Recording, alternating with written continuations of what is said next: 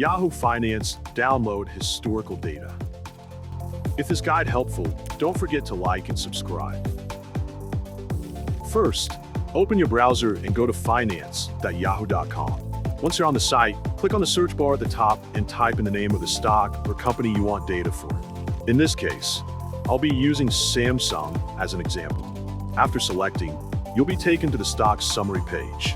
Click on the historical data. This is where you'll find detailed pricing information over time. You can customize it by changing the date range, selecting different data type, such as historical prices, dividend only, stock split. Also, you can adjust the time interval, such as daily, weekly, or monthly. Once you're done with the settings, look for the download button. It will appear at the top, just above the currency in USD label. Keep in mind, this option is only available if you're signed into your Yahoo account and subscribing at Yahoo Finance. And that's it.